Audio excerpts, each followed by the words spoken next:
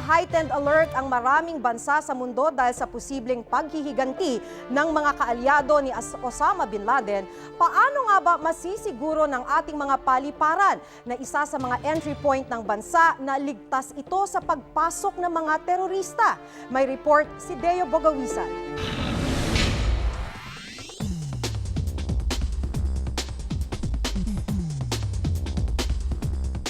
Araw-araw, halos 60,000 pasahero ang dumadaan sa Ninoy Aquino International Airport o di nalalayo sa 20 milyong pasahero kada taon. Ang Office for Transportation Security ng DOTC ang may hawak ng seguridad ng lahat ng mga paliparan sa bansa, domestic man o international. Ang Pilipinas ay may 2 security screening points bago ka makaboard ng iyong eroplano. The role of NAIA is, of course, what is embodied in the Airport Security Program, which is approved by the OTS. Yun ang ini-implement namin. Ang bawat bagahe ng mga pasahero kailangang dumaan sa mga x-ray machine at suriin ng mga operator nito na nasa entrance at sa mga pre-departure area ng airport. Kaya marami ang nagtataka, paano nakalusot sa NAIA ang kilo-kilong ilegal na droga na naging mitsa ng buhay ni Sally Ordinario Villanueva, isa sa 3 Pinoy na nabitay nitong Abril sa China. 3 modelo ng x-ray machines ang gamit sa NAIA para sa 3 screening points dito. Kayang-kaya raw salain ng mga ito ang mga delikadong gamit gaya ng baril, patalim at iba pang mga kahina-hinalang bagay na yari sa bakal. Yung machines po natin is international standard. They can penetrate metals. Pero hindi raw kaya ng mga x-ray na tumukoy ng droga. Ang droga, lumalabas lang na kulay orange sa screen, gaya ng iba pang organic substances. Bagay na kinumpirma mismo ng supplier ng x-ray machines na ginagamit sa NAIA. The X-ray machine will not say that it is drugs or explosive. It will just say suspicious. Sinubukan ng GMA News ang kakayahan ng mga x-ray machines sa NAIA. Pinadaan namin sa makina ang isang bag na may halos 1 kilong baking soda, isang mainam na substitute sa droga para sa test na ito. Nagrehistro sa x-ray na organic substance ang baking soda. Pero maliban dito, walang ibang impormasyon na makakatulong para matukoy kung ilegal na droga ang nasa bag. In terms of drug smuggling, it's really very important for the ion scan machines because that's the only machine that can detect traces of drugs. Ang ion scan, isang high-tech machine na kayang tumukoy ng mahigit 40 uri ng explosive at narcotic substances. If the bug is suspicious, normally we swab the bag, no? Especially on those parts na hinahawakan ng pasahero. Yun nga lang, hindi lahat ng bagahe idinadaan sa ion scan. Nakadepende pa rin kasi sa x-ray machine operator kung ang isang kahina-hinalang bag ay kailangan pang padaanin sa ion scan.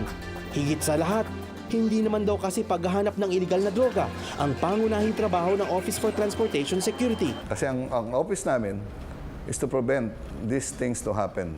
The unlawful interference. Yan yung mga ayaw naming mangyari sa pagdating ng eroplano, paglipad ng eroplano, may mangyari sa eroplano. Kaya sa mga panahong tulad ngayon na todo alerto ang bansa laban sa terorismo, madalas sa hindi, nakaswitch sa bomb detection mode ang makina. But this machine, switchable siya for drugs or for explosive. Sa ngayon, lilima lang ang ion scan sa Pilipinas. Ang 2, nasa Terminal 1 at 2 ng NAIA at ang 3, sira pa. Kaya ang kakulangan sa ion scans, pinupunan na lang umano ng mga machine operator, behavior detection officers, at K9 units sa sinanay ng Office for Transportation Security at Philippine Drug Enforcement Agency o PDEA. Ito ang pinangsasanay sa mga machine operator. Ginagamit ng OTS to for training. Drugs ba? Wala. Dangerous materials lang. Ang mga behavior detection officers, umaasa naman sa talas ng kanilang mata at obserbasyon. Tinitingnan yung body language. The not the ordinary will make them pinpoint o sa target. At ang K9 units ng PDEA, halos kalahati senior citizen na yung mga aso ko. Kaya for our attention span lang itong mga ito. bagamat bantay sarado ang mga pasaherong lumalabas sa Pilipinas, hindi na dumadaan sa security check ang mga galing sa ibang bansa. Kaya naman ang Pilipinas, paborito raw na transshipment point ng droga sa Asia. Bukod sa NAIA, may 9 na iba pang international airports ang Pilipinas na posibleng gawin ding daluyan ng droga paloob at palabas ng bansa. Habang nananatiling plano at pangako ang mga paghihigpit ng seguridad kontra drug trafficking, ang sinapit ni Sally Ordinario Villanueva hindi malayong maulit. 85 Pilipino pang nakahilera sa death row sa iba't ibang bansa sa Asia dahil sa drug trafficking. Kaya naman ang mga Pinoy, markado na raw sa mga paliparan sa ibang bansa. Na-profile na tayo eh. Pagka dumaan ka sa ibang bansa, pag Pilipino ka, kine-check ka, sineseparate ka na kagad. Dave Bugawisan, GMA News. 40 minuto, ganyan lang katagal inabot ang US Navy SEALs para suguran ng kuta ni Al-Qaeda leader Osama Bin Laden sa Pakistan. Wala isa mang nasawi sa kanila. Kaya naman marami na napahanga sa husay ng US Forces. Kabilang na mismong Naval Special Operations Group ng Pilipinas na minsan na rin daw nakasalamuha ng US Navy SEALs. May report si Sandra Aguinaldo. Sila ang US Navy SEALs, ang mga Amerikanong sundalong dumaan sa matinding training para sa mabibigat na misyon sa lupa, sa dagat at sa himpapawid. Itinuturing na kabilang sa mga pinakamagagaling. Hindi nakakapagtakang mula sa US Navy SEALs ang mga sundalong naatasang mag-operate laban kay Osama Bin Laden.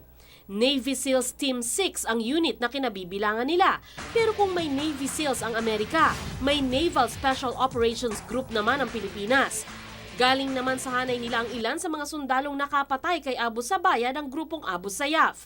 Dahil ilang beses nang nagkasama sa training ang SOG at US Navy SEALs, batid daw ng SOG kung gaano kaselan ang operasyon laban kay Bin Laden. Kaya nitong pumasok in less than 2 or 3 seconds, andun na lahat.